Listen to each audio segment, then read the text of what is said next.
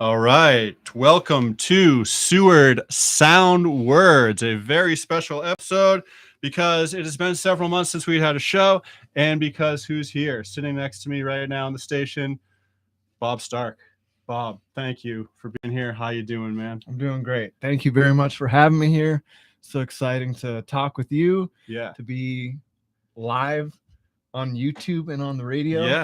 and to be able to talk books and writing. No doubt. Yeah. I love about the show, like, really, I can chop it up with someone. Like, we set aside the time, we both have kind of fast-paced live stuff going on, but here we are to just sink into it. Quick intro on this guy. I think a lot of Seward listeners will know him. He's got Seward history. Bob just published his second memoir, Just Like a Soldier. This came out late 24, and he's riding the, post-publication, all that goes with it. We're going to hear about that, which is going to be fun. But if you don't know Bob, I will stay succinct with it. Well, we kind of met, I want to say, at the farmer's market and got talking a little bit there, which was really fun. Great spot. Not too long.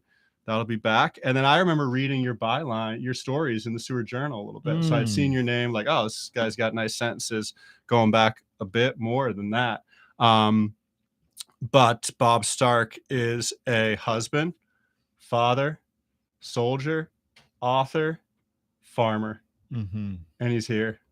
Thanks, man. Thank you. So I'm so excited to be back in Seward. Haven't been here for since about a year and a half ago or so. And my daughter, it was her second birthday last time we were here, and we were staying at the Army Rec camp there, camping out, and it's the first time that my kids had seen a bear. So bear came up. It was running around the campgrounds, and I had both my dogs tied up on leashes on runners next to the trees, or to the trees. And that black bear, we saw it running around, and then it came for us. Oh, shit. And it probably wasn't going to do nothing to us, but still, my big dog Charger, he's like 140 pounds. He broke off his chain and he went running at that bear, and the bear went up the tree. And to this day, my daughter, she's only about 2.5 now, and she'll say very frequently, Daddy, on my birthday, Charger ran off bear. Charger, she remembers, Yeah. And so it's really cool to be back here. I moved to Seward in 1999, 2000, more or less. I was a freshman / sophomore. It's kind of hazy, right around there. My first school year was sophomore year, 2000, whoop, whoop. And I lived here. My mother and I moved here. I had a family member. My brother went to prison, unfortunately, across the bay. My mother was married to a guy who was in prison across the bay. And so we moved here. Yeah. And I graduated high school here in 2002, joined the military, did my thing. After the military, I'd always come back to Seward. Yeah. It was always my spot. My friends are here, even though I only spent a couple years in high school year, because I think I graduated. Yeah. People they really took me in as a Seward local. Yeah. And I came back. I had so many jobs around here. I love the people, love the community, but underlying all of it was this passion I had to be an author and to be a farmer. Yeah.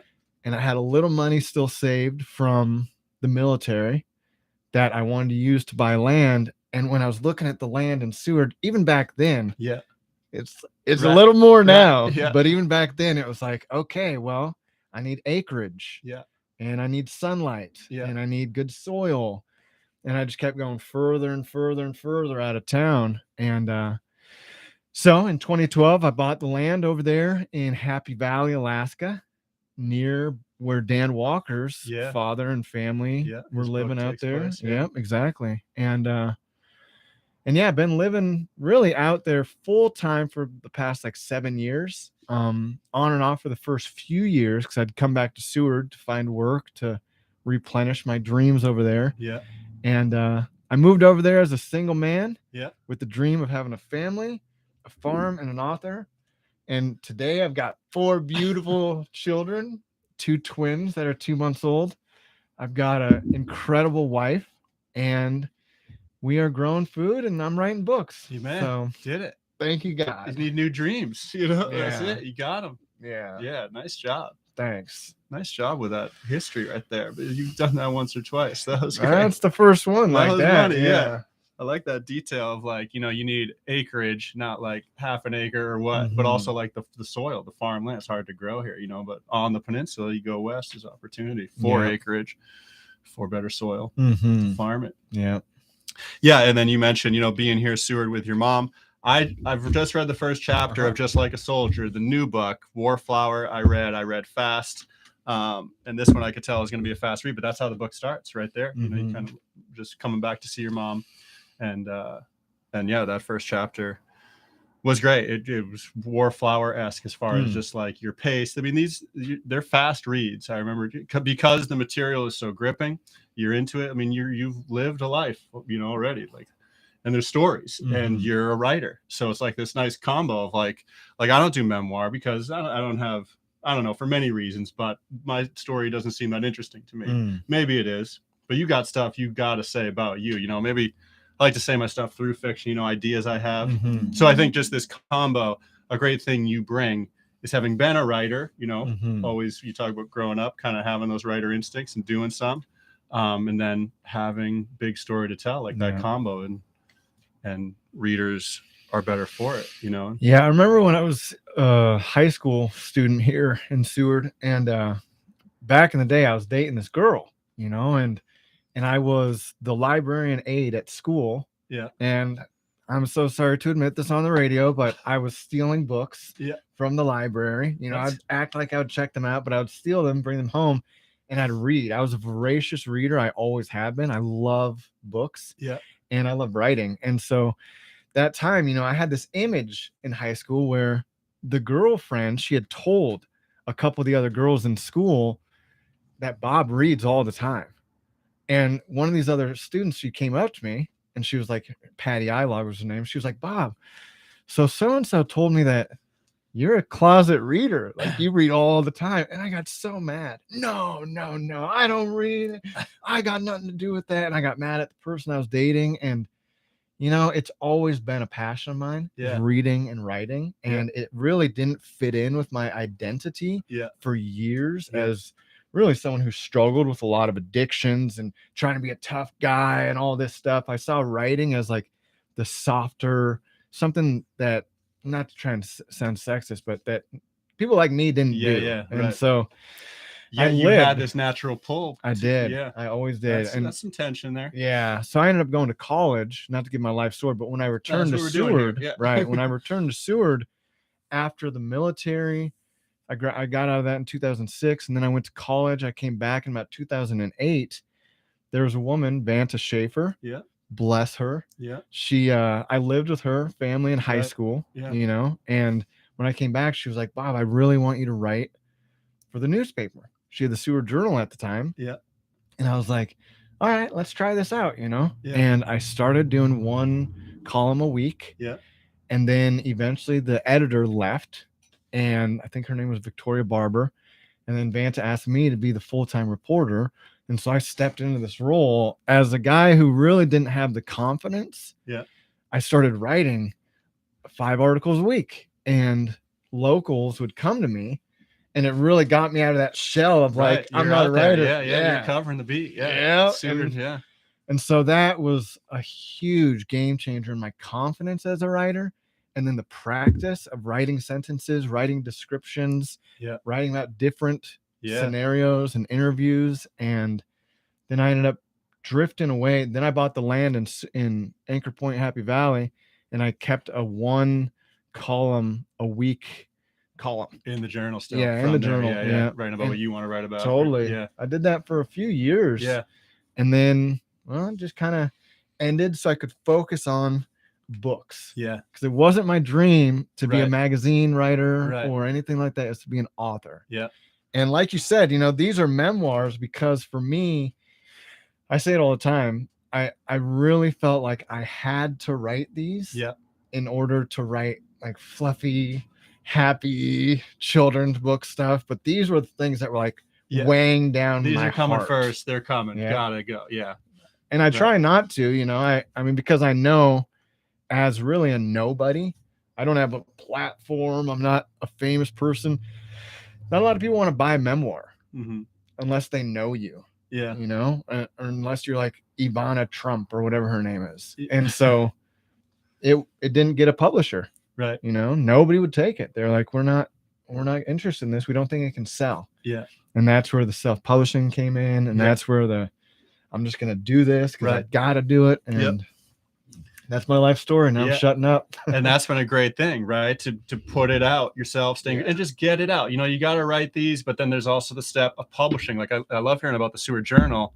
You're publishing, like you're writing on deadline, and your work is going out there. People are saying like, thanks. Hey, I like that piece you did there. You know, like that's big. And so I think just as with the author thing, putting it out, however, because this has been me too. Same thing, like agent, try forever, presses. You're not even getting a sniff, you know? I'm surprised because this, I feel like, could sell, and you've seen it sell. It is marketable, as you know, you're telling a soldier's story and kind of coming back from war and the life after, you know, and becoming a farmer. I'm excited. There's a lot of farm stuff in here. There's a little bit. All right. Yeah. There's a little bit. I'm excited for it. You know, we were talking about my lineup with reading, but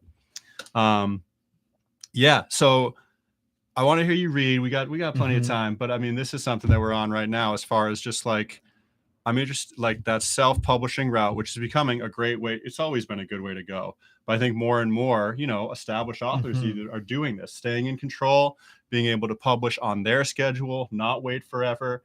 And I you know, Warflower, that was your trial, like to learn what that is.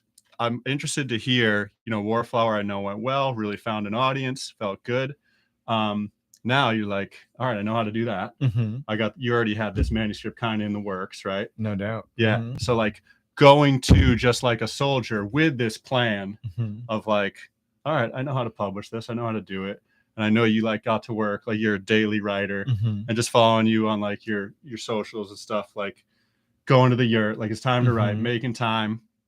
How is that different as far as like having the blueprint to put this book out on your time? Like now you're just get it done, get it ready, and there's not going to be any obstacles in the way. Like I mean, that's something that definitely motivates me, like writing something that you know is getting out, you know, like with those journal articles, you know, they were going in the paper, going in print the next day. No doubt. So yeah, I have dozens of journals that nobody's ever read, and they're waterlogged. Some of them got ruined, others got burnt. I still have some, you know, in my library. Yeah. They don't mean as much to me as the stories that I put out. Right. Am I a guy who's always been in need of validation? Yes. As the writer, I really thrive on validation, whether it's through people buying it, whether it's through little handwritten cards people send me, whether it's through people sharing it on social media, whatever it is. And so with this one, I wrote the largest section of this book in 2013, all while I was at a trailer park in New Mexico. Yeah. And everything I was doing, I was like, this is incredible. I've got to write this. Yeah. This is going to send me into stardom. Like this is the greatest novel ever written in America. Yeah. That was like my idea. I'm writing it. And I got done with it. It was fun. That high. Keep writing. Stay in it. Yeah. And you know, same thing. I thought I was going to get an agent, blah, blah, blah. I sent it out, and I sent it out way too early. You know, I look back on it years later. Right. I got the rejections, probably a dozen. Yeah. And then I didn't open it for at least a couple years. Yeah. So I was like, oh, whatever. New stuff. Right. I was on that new material high. I really do get high from writing with pen and paper. Yeah. And when I have to do the editing and all that, it's kind of, the fear starts coming in of this is not going to be successful. Yeah. This is trash. Yeah. That negative talk comes at me. And so with this one, because Warflower came out, you know, I'm not trying to be the Mr. Storyteller here, but if you ask me about myself, I'm going to talk. With Warflower. Be the storyteller. I wrote same type of thing. I wrote Warflower. It was like 250,000 words. Yeah. Mega. That's big. I kept cutting it. Finally, I got to the point it came out to be 67,000 words. When I decided to publish it, it was after I had applied to a master's degree program in Idaho.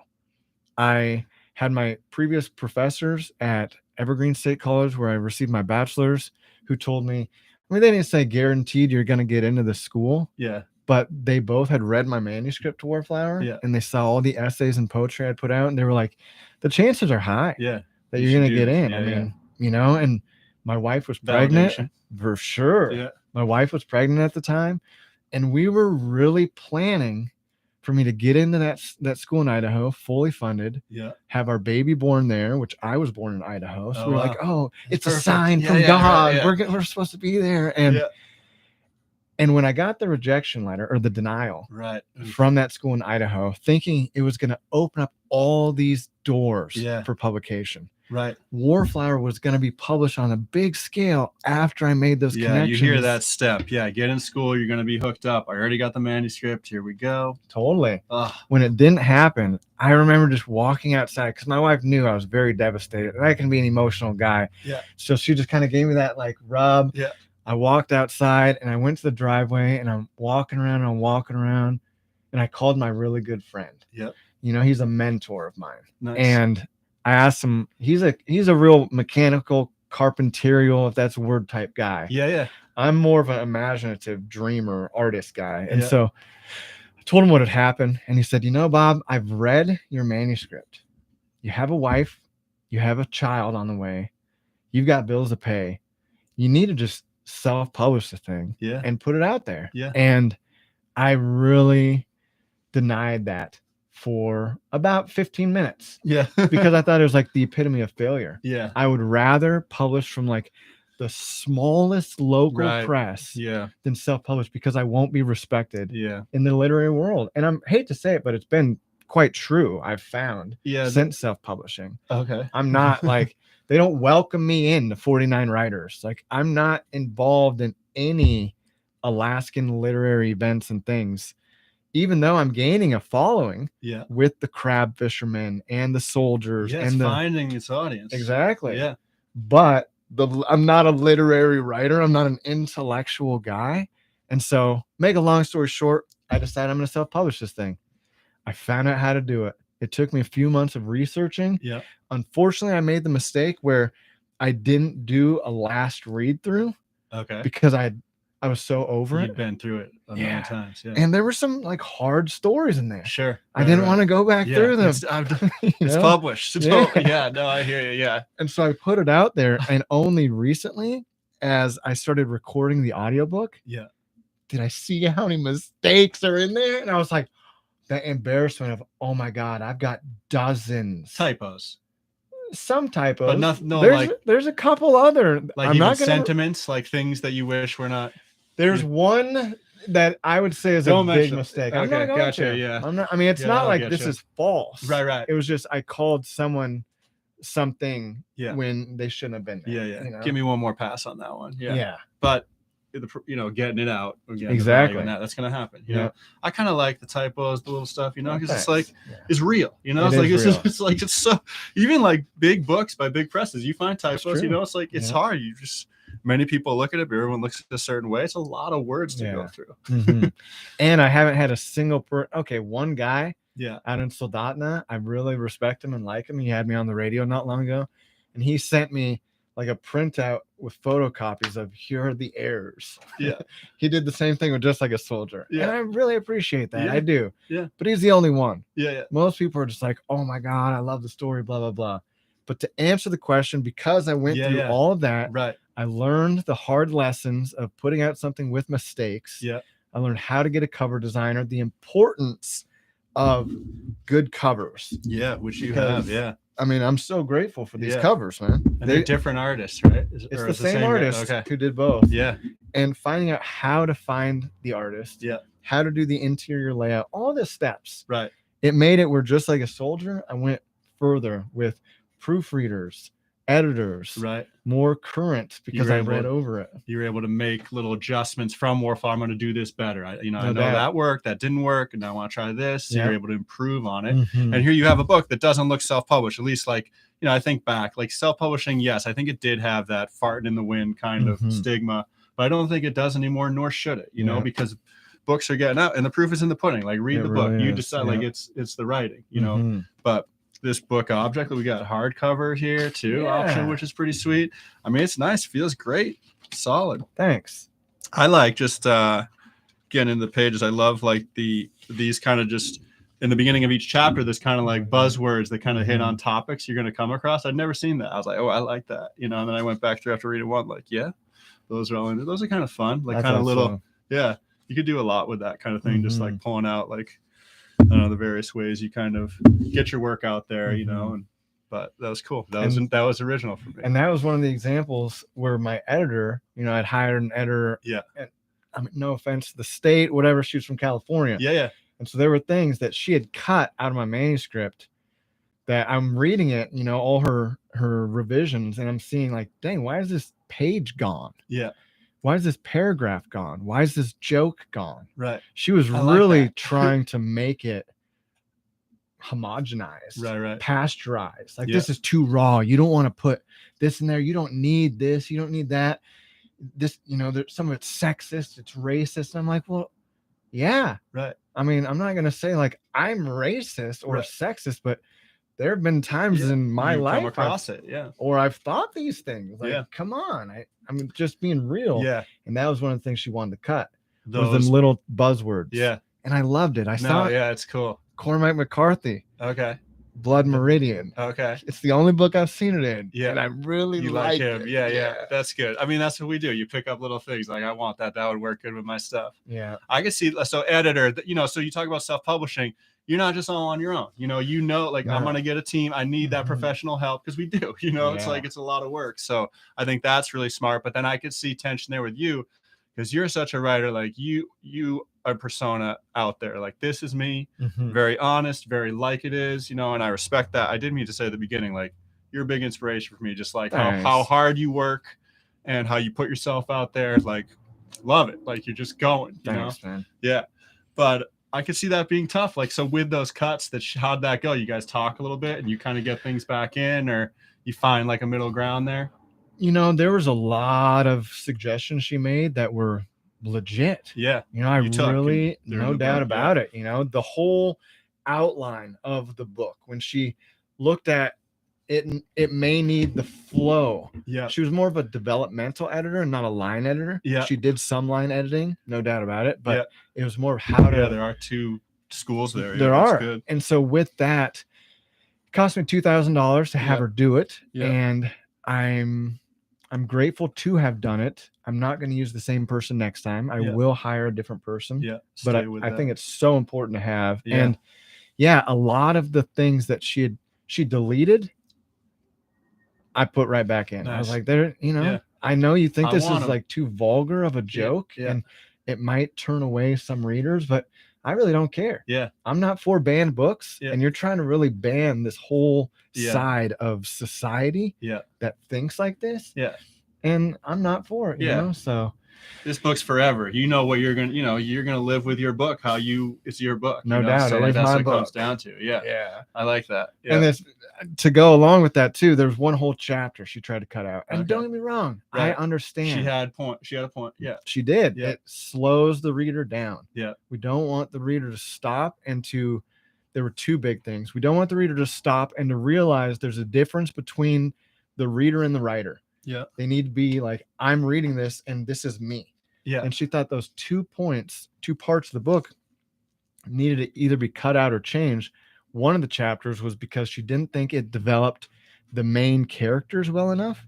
And it brought in like tertiary, secondary characters that just kind of came and went. Yeah. And with that, I was able to talk to my wife about it, who's a big reader, and then my other proofreader. Yeah. And they both said they loved that chapter. Right. And how real that is in life. Yeah. Right. So many of us, we meet someone in the coffee shop and those people impact us. Yeah. It may be the only conversation we ever have with them, but it's worthwhile to put in there. Well, I put it back in there, and one of my friends in Anchor Point, she read it, and she came to my wife after, and she's like, you know, I have to tell you, like, I read this one chapter of the book, and I just thought, oh my God, is my friend Bob a sexist? Is he a misogynistic sexist? And so I woke up the next morning and I read it again, and I thought, he is. I can't believe it. So she really she felt uncomfortable. I'm not going to say hated. Yeah. That chapter made her feel so uncomfortable. Yeah. Everybody else I've talked to was like, well, yeah, that's the way guys think sometimes. Yeah. I mean, most of the people, my counselor, thank God I have him for years and years. He's like, I've read it. Yeah. And I didn't think there was any sexist, misogynistic undertones at all. Right. You were just writing from a wandering alcoholic man's perspective Yeah. who's looking at these women Yeah. opportunistically. Yeah. And yeah, Yeah. I've done that. Yeah. I mean, Yeah. come Yeah. on. Right. Yeah. But another thing that she said for me to do was, not to keep rambling, No, this is interesting. This is a good fine points. Yeah. was that there was one chapter in the book that was all written from, I think it's second perspective, second point of view. It was like you. Yeah. Yeah. Yeah. And And I that's really, a change. When you change perspective, it's a little, it can be tough. it for a can reader. be tough, but Can I be fun. really, it can be fun. Yeah. There was a reason for it. Yep. And I really enjoyed a novel written by Mohsen Hamid out of Iran. It was like it wasn't how to be filthy rich, it was how to be filthy rich, something like that regarding the Middle East. And it was all written from second perspective. Yeah. I loved it. Yeah, Other yeah. people who read it with me, some of them couldn't even read Couldn't it. catch on. Yeah. But I read through what my editor had said regarding that chapter, and I talked with my proofreaders, and I did change it.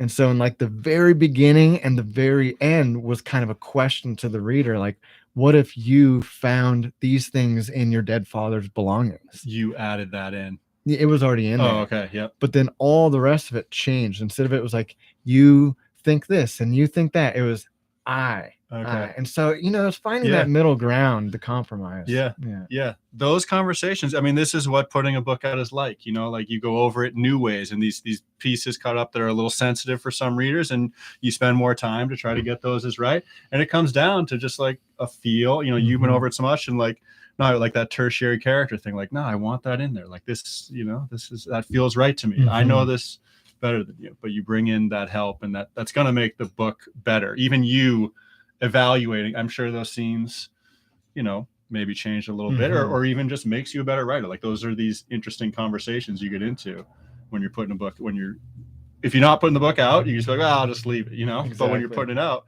they take on this other level because they get more of that work. They get more of that attention. This is Seward Soundwords, 91.7 KIBH FM Seward. We're back for first episode in a while. We're back in a big way with Bob Stark. This is awesome, man. Great sitting with you. Thank you. Just like a soldier. If you have not picked this up, you can buy it directly from Bob. That's how I did it. Yep. There's lots of ways to get this book. Yeah, our website is secretgardenalaska.org. Yep. You can buy both the books on there. Yep. And then, of course, your other local bookstores here. Yeah. Estes Brothers, they just started hosting or having the book Oh, in Moose Pass. out in Nice. Moose Pass. That's awesome. There's Dreamland here in town. Yeah. There's I know Res Art used to sell it. I don't know if they still are. I think they moved to Dreamland with the books. Right. Yeah. And then Miller's Landing, Yeah. the gift shop out there, they're just buying a couple crates from me. Nice. So there's multiple places in town to support local businesses. So, Awesome. Yeah. And you're supporting the local author as Seward. Yes, sir. I think a Kenai Peninsula is local. You're a Seward It's hard to guy, say. you still Yeah. got that. Yeah. I Supporting graduated this guy here. right here. My mother died here. Yeah. I mean, my mom Seward. and my grandma's ashes are spread here. It's kind of hard to say. I think- I'm not local at all. No, yeah. Would you want to read a little few yeah, pages? I whatever. like I'm giving that to down. the listener. I think it's I great, think, man. yeah. I'd love to read. Nice. I'm going to read from Just Like a Soldier. Yeah. I think a lot of people so far, this is just a theory, that a lot of the readers love Warflower more. Oh, really? And I have my own theories why, Yeah. as well as my wife have our own theories. Yeah. And I'm going to share it. I could be wrong. Maybe Yeah. it's just the story, whatever it is. Yeah. But I think that a lot of people want to support the veteran. Yeah. People feel not just the need, but it's like a patriotism thing. They want to read about war stories. They want to learn about the grit and the hardiness and the sacrifices that the veterans make. Warflower is a lot about that. Yeah. Warflower, I'm not going to say it's full of war stories, but a large portion of it is in Iraq. Yeah. Going to Iraq and then getting out of the military in like the first couple weeks. Yeah.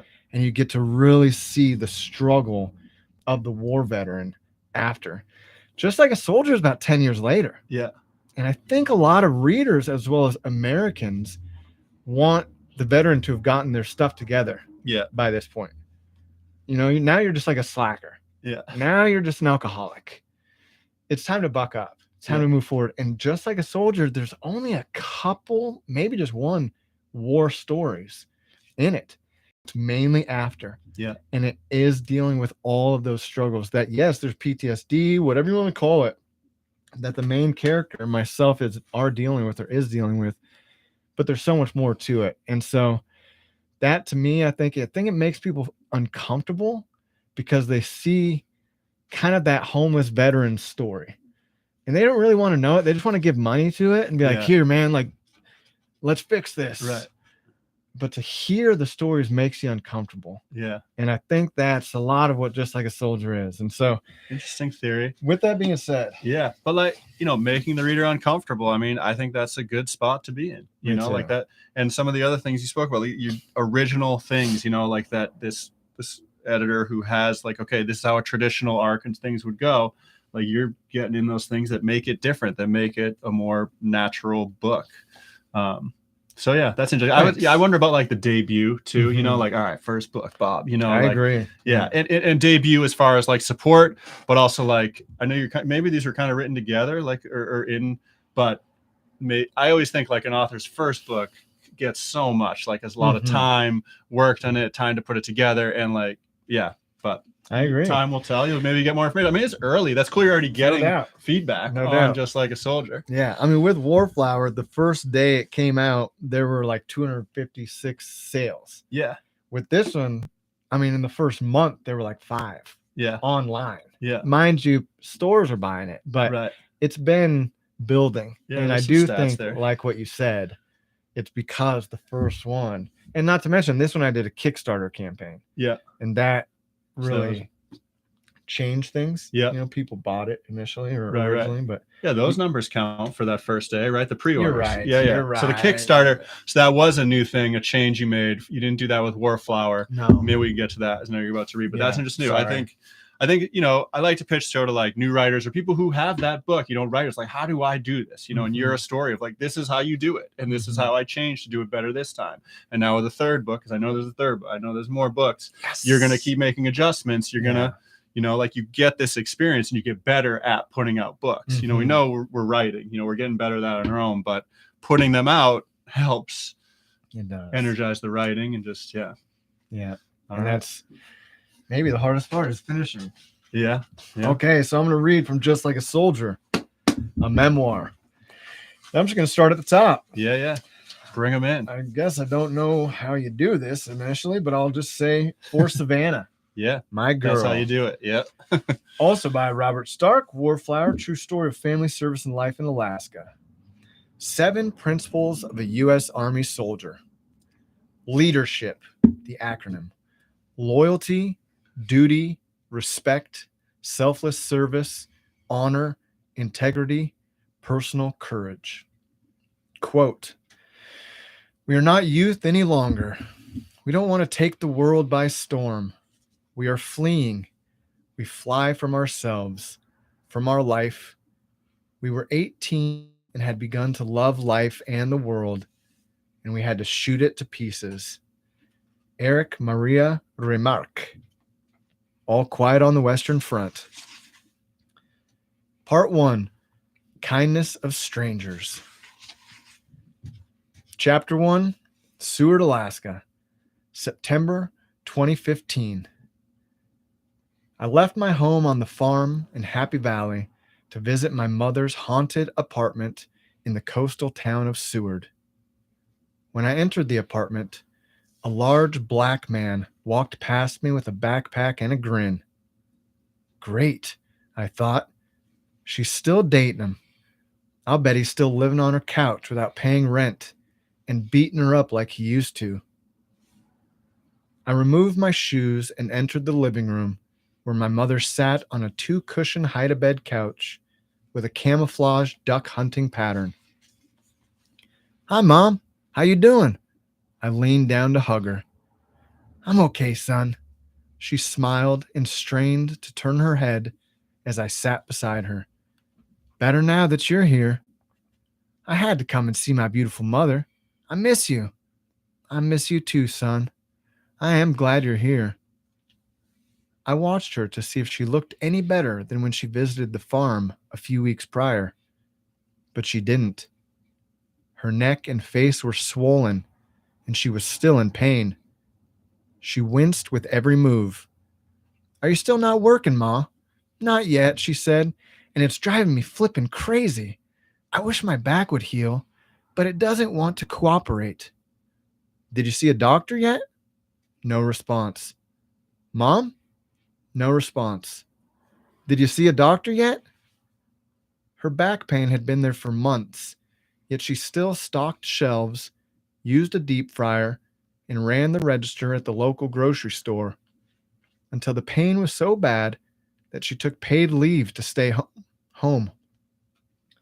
For a person who had not used paid leave or taken a sick day in 13 years, to miss work was a big deal. "You need to see the doctor to make sure it's nothing major." I know. I will next week." "This has been going on for months now, Ma. How do you cope with the pain?" "I grin and bear it," she laughed, "and I move very slowly." A tear ran down her cheek, and she wiped it away. "It was better after seeing the chiropractor, but a week later it was worse than before." "Damn it," I said. "He's the best in the state." I stood to look out of the open south-facing window at white-capped waves on Resurrection Bay.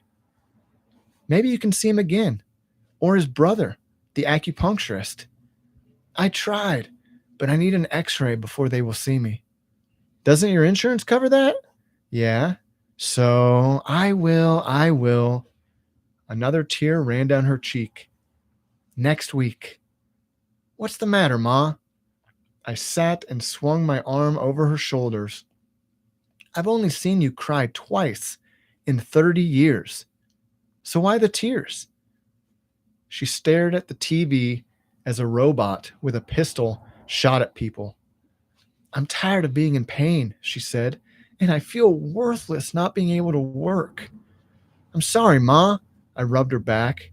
"I know you don't like missing work, but sometimes you have to. That's why they made paid leave and sick leave. Let's call the doctor and see if we can get you in." No response.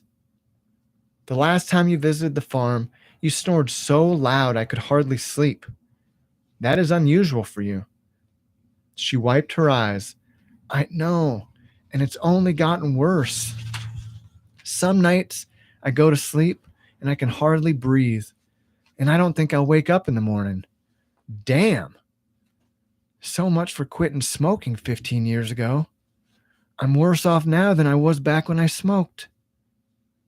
I stood to look west at two spruce-covered mountains towering over downtown. A tiny speck of a human was over 1,000 feet high on the Mount Marathon race trail. I scanned for bears and goats and then lowered my gaze to look across the street, past a building being used as a gym where I could see the roof of an art and gift shop named Ranting Raven. I remembered a stormy winter day 15 years prior, after Mother and I had first moved to Seward. We were living at the Murphy's Motel near the harbor in a room that never got warm. Mother spent her days looking for work, filing divorce papers, and visiting her new boyfriend in prison. He was big and black and in prison for life without parole for murdering a white man in a hate crime. He was in the same maximum security prison as my 18-year-old brother, James, who had robbed a liquor store at gunpoint when he was 16 and was sentenced to 7 years. He was the youngest inmate at Spring Creek Correctional Center, the harbor of nightmares. The infamous serial killer, Butcher Baker, was his barber. I was alone most of the time because I did not know anybody in Seward, and I could not stand hearing my mother whisper into the phone with her boyfriend. They were always on the phone. I was pissed off about moving from my friends and our suburban life in Eagle River to a tiny fishing town where everything smelled like fish guts and they didn't have high school baseball. I wished I was a senior, but I was only a sophomore. I walked around town despite the weather and found shelter in covered pavilions and big wooden chairs under the eave of the fish house in the harbor. I sat and smoked and read books. I hardly went to school. I did not want the students to know me or the teachers to pity me. One day while I was skipping school, I was walking in a blizzard so thick that I could barely see my hands. I found shelter in a coffee shop I'd walked past dozens of times, but had been too afraid to enter. I climbed a creaky wooden flight of stairs, flicked a cigarette into the wind, and opened the door. It flew out of my hands and almost ripped off the hinges. I struggled to close it, and when I finally did, I felt like Macaulay Culkin entering the library and the pagemaster. Come in, said a pretty lady at the counter around my mother's age. Get out of that awful blizzard and get warm. Nobody should be outside on a day like this. Heat mixed with the smell of baked goods and coffee. I approached the counter and noticed a crock pot with soup, a glass case full of ham and cheese savories, and oversized cookies. I dug deep in my jeans pockets with red, shaky hands, and I could barely feel the coins. I held 3 quarters in my left hand while struggling to remove my wallet from my back pocket. I had $2 bills and 75 cents. I would like a cup of black coffee, please. The lady with kind eyes and a gentle smile said, Is that all you'll be having on a blustery day like this? I will never forget what she said, because it was the first time in my 13 years that somebody used the word blustery in real life. Yes, ma'am, I said. I'm not hungry. She held out her hand and looked at me straight in the face in a way that most adults did not. I don't see many new faces around here during winter time. My name is Jen Hetke. Who do I have the pleasure of meeting today?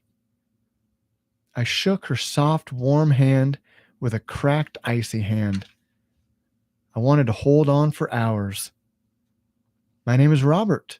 I lowered my head. Robert Stark. People call me Bob. It is a pleasure to meet you, Robert, she smiled. I mean, Bob. She looked at me even though I had turned my gaze away. You as well, ma'am. Call me Jen. I'm certainly not old enough to be a ma'am. Did your family move to Seward, or are you here for a day trip? My mother and I just moved here. Welcome to our Alaskan hamlet. I may be biased, but it is the most beautiful town in the state. I will never forget what she said, because it was the first time in my 13 years that somebody used the word hamlet in real life. I will make you a deal, she said. How about I treat you to a bowl of soup, a savory, and a cookie to accompany your coffee, as a welcome gift to my new friend? That's nice and all, I said, flushed with embarrassment while searching her face for pity. But I'm not hungry. It was a lie, of course. It was almost 2 p.m, and I had smoked my breakfast and lunch. I insist. She dipped a ladle into a steaming pot of broccoli cheddar soup and poured its contents into a bowl. She cut 2 slices of bread and coated them with a slab of butter before gently placing the bread, the bowl, and the spoon on a plate on the counter next to the register. We are closing in a few hours, so we need to eat the soup, or else I'll be feeding it to my dog. In that case, I'm happy to help. Which cookie would you prefer? She stood behind the counter with her warm hands embraced in front of her apron and a smile on her face. Ginger molasses is my favorite of all time, I thought, but I've only had it twice. You can't go wrong with chocolate chip, though. Ginger molasses, please. It's my favorite. She grabbed a cookie and a savory and set them on a small plate. I don't think you'll mind having an extra cookie. She carefully reached in the case with tongs and pulled out a chocolate chip cookie to set on the ginger molasses cookie. It's like the ginger molasses cookie and the chocolate chip cookie are hugging to stay warm on this blustery day, I said, without thinking. She stopped, looked at me, and giggled. You know, you're right. I kicked myself for having spoken so freely. She grabbed the small plate with the cookies and pastry in one hand, and the big plate with the soup, bread, and butter in the other hand, and then led us into the dining room. This is the warmest seat in the house. She set the plates on a wooden table in the back corner without a sound. On a day like this, you want the warmest seat. Stay until closing time if you'd like. It's nice to have company on a day like this. Thank you so much, ma'am. She raised an eyebrow. I mean, Jen, I smiled. You are too young to be a ma'am. She smiled and grabbed a mug from the counter to fill with coffee from a dispenser. And your coffee? I held the warm mug in my trembling hands and tried not to cry. Thank you, I said, lowering my head. Thank you so much. Welcome to our little hamlet by the sea, my new friend Bob. I hope to see you around here more often. She left, and I could hear the swinging door as she entered the kitchen. My eyes welled with tears, and I pinched the top of my leg to stop crying. I removed my ripped snowboard jacket and hung it on the back of the chair like a classy person. It was my second time being in a coffee shop. The first time was less than a year prior, when my ex-girlfriend's parents had threatened a restraining order after finding out that we lost our virginity to each other after 3 years of dating. Don't think about it, I thought. Don't think about your brother, your mom's new boyfriend, your ex-girlfriend, your former friends, your former dreams of being a pro baseball player, your former stepfather, or your real dad who wants nothing to do with you. Don't think about any of it. It'll just make you sad. Just focus on the coffee and the food. What did you come to Seward for, son? Mother asked, interrupting my daydream. Who's feeding my chickens? To visit you, Ma. I leaned down to hug her. What do you think? A neighbor's taking care of the birds. It's not a big deal.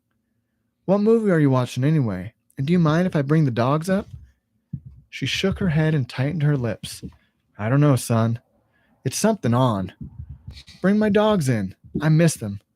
Don't ask next time. Our legs touched on the couch as she rubbed her thumbs together on her belly. I had not seen the movie, but it had the crazy rappers from South Africa and a robot gangster. How my mother picked out movies was beyond me, but she barely watched them anyway. A high-pitched whistling sound came from somewhere in the apartment. What was that? She shrugged and stared at the screen. Did you hear that whistling sound? She shrugged and set her jaw forward in a slight frown. I examined the baseboard heaters in the kitchen, the refrigerator and freezer, and the large south-facing windows for wind passing through cracks in the trim. I searched with eyes and ears for the culprit, yet I found nothing. I was distracted by dozens of magnets on the refrigerator door. A picture of us in Sedona, Arizona, taken 2 weeks after my discharge from the Army. A magnet of Paul Bunyan with an axe over his shoulder read, Trees of Mystery, Redwood Highway. A magnet of Bigfoot read, Bigfoot Country, Oregon. They were mementos from our road trip 10 years prior. A road trip that I had hoped to duplicate. A whistling sound came from the living room. Mother's eyes were down with a guilty look on her face. Mother, is that whistling sound coming from you? She shrugged and stared at the carpet. If you're making that sound, please tell me. I'm no doctor. but I am EMT certified. A whistle from the lungs can indicate that your body is not getting enough oxygen. If your body is not getting enough oxygen, your brain is not getting enough oxygen. You don't want to be a vegetable, do you, Mom? It's only been a couple of days, she said. I was going to tell you, but I don't want you to worry. I'm not worried.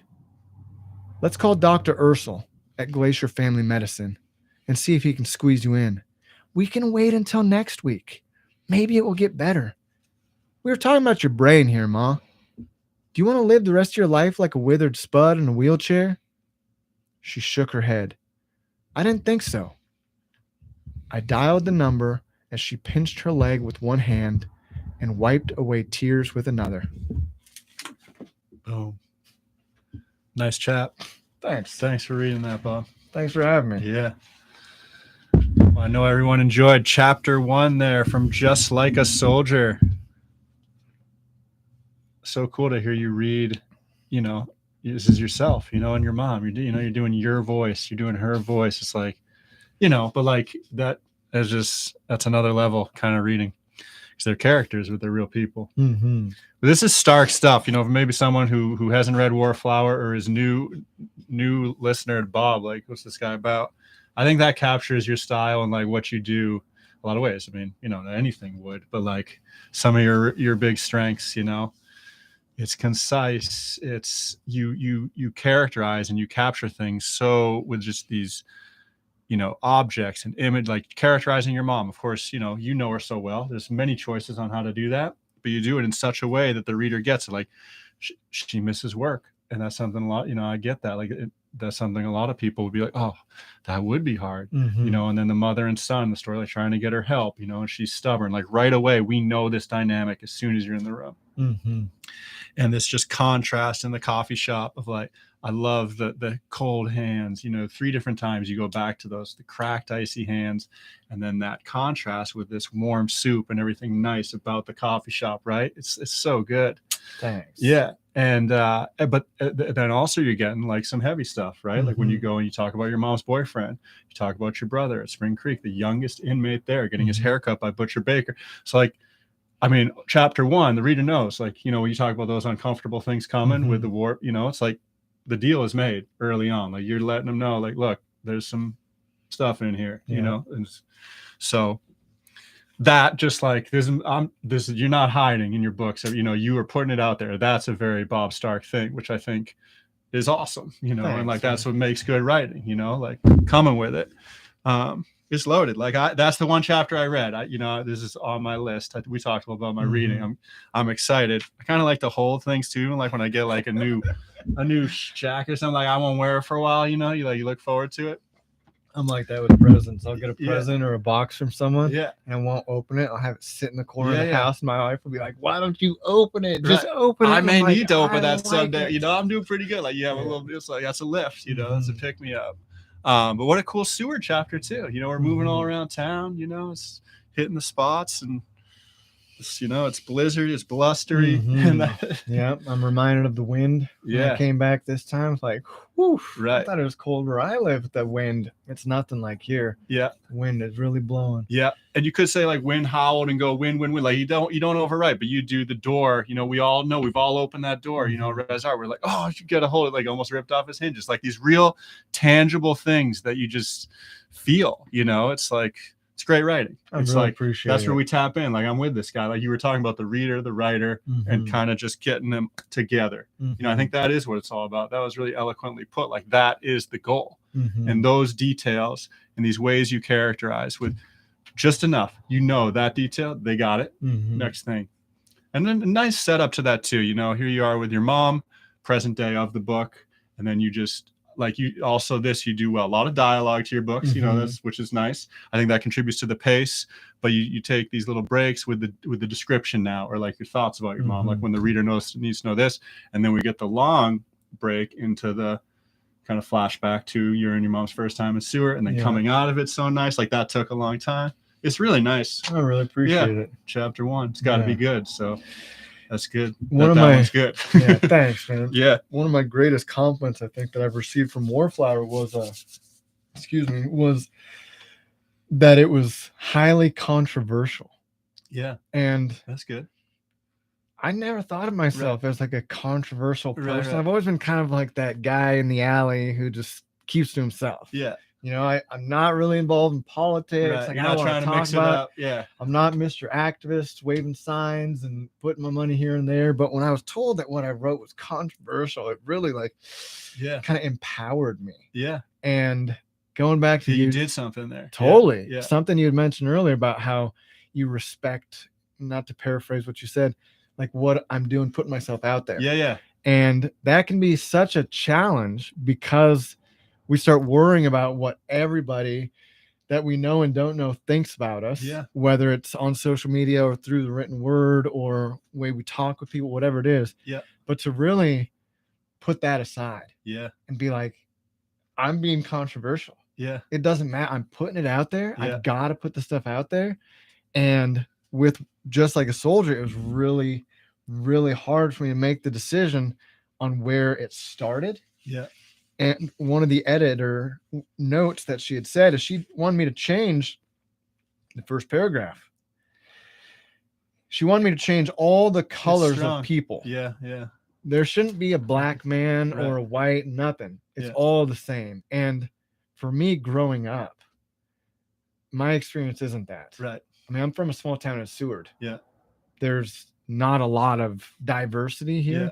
And so when you get that like one black man or whatever it is. And so, I thought I'm going to turn away a lot of readers by this first paragraph where I'm saying, oh my God, this person is with my mother. It makes me sound racist.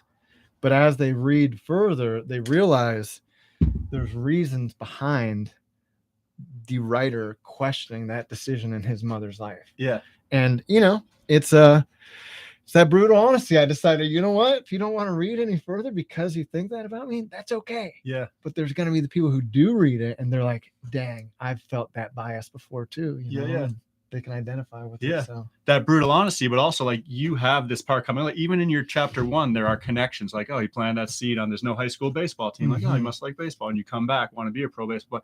So like it would hurt the read even to like have that miss or no, now I don't have that part. Now this other piece where we come back to that and to see, whatever we see. So it's like, it's your mom's boyfriend. I think like I could see if you're just talking about people, I could see that point, but like when it's walking down the street being like, who's that guy over there? Like, I wouldn't want to read any further either. But I can understand where you're coming from. But again, that's page 1. That's like line 1. Like that's that, what's nice. Like, you're your book and you're, there's no disconnect as far as like Bob right here sitting next to me, Bob on Instagram, Bob in the book, it's all the same guy, and that's probably, I think for memoirs, that might be something that's hard to do. And maybe it's something you are conscious of, but you're just, if I'm just myself and all of it, there's going to be consistency there. And I'm so glad to be here because speaking of validation, I mean, every once in a while I need someone just to like boost me up and for you to take these little notes on what I'm writing and it's like feed me like you did this well and this well. It's like, oh, thank you, God, I needed this. Well, I need it too. I need to sit and talk with writers, like for sure. Yeah. So you're welcome. Happy to do it. Yeah. A line I really like, if it was the one that stuck out most, I think, just because my connection to it. And then as you read it again, I kicked myself for having spoken so freely. And it might be like a throwaway line, it's just a little line, but it's like, that's so true for me. Like, ooh, like she's being, and also the welcoming of Seward. I wanted to mention how this is represented through Jen, just like that's Seward, and you do it through this character and just picking, that's the anecdote that goes right here. Because that shows how welcoming, caring people are. Seward, I'm just going to throw it away. She could see you weren't going to accept it. You're like, oh, that'll get them to take it, Yeah. But that line is great, because it's kind of free. She's talking nicely to you. And here we get this little like writer, this guy with ideas. Like you use that blustery or ma'am, like you paid attention. So it's nice. It develops you. But I really like that because I've done that. That's something that I try not to do, like kind of filter.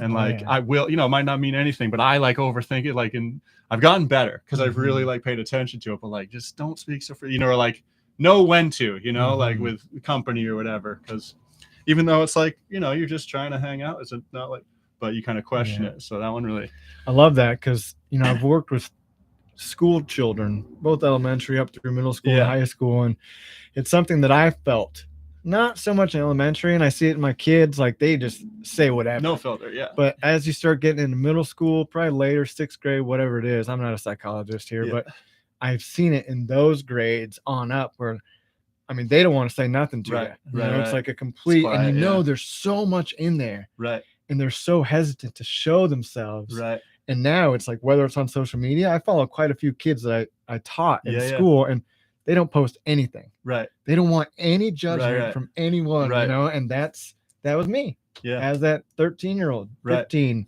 30-year-old, Yeah. you know, so afraid of what everybody thinks. And in that moment, Yeah. trying to capture that with that one sentence. Yeah. It's very hard to Yeah, yeah. capture the Yeah. human experience, Yeah. let alone in one sentence, you know, and that's, thanks, man. Yeah. Because I worked hard on that sentence. Yeah. It's great. I love it. It just reached right to me. I'm like, I'm with this guy, you know, like war veteran stuff. I gotta, you know, I'm going through you. Like I have no connection there, but I enjoy reading that. I think, you know, getting that story of veterans, you know, yeah, but that's one where it's like, we're the same, you know? So, And what you're saying too, I mean, you know, I've written a lot of things in my life. Yeah. You know, Ray Bradbury talked about writing over 1 million words before you try to publish. yeah. Yeah. Like you got to practice. You Yeah. got to, and I've written, I don't know how many, a lot of words. Yeah, yeah. And for some reason, every time I want to publish something, I want Seward to be in it. I love Seward. Yeah. So much of this place, even though, you know, I'm 40 now, probably a quarter of my life has been spent here. Yeah. There have been a lot of other places that have impacted me. Right. But there's something about the years here that just really molded me to be Yeah. the man that I am. And Yeah. so like you're saying, I mean, the first chapter, I Yeah. really had to make Seward the start. Yeah. And that experience with my mother here and Jen and the love that was shown to me and in that moment.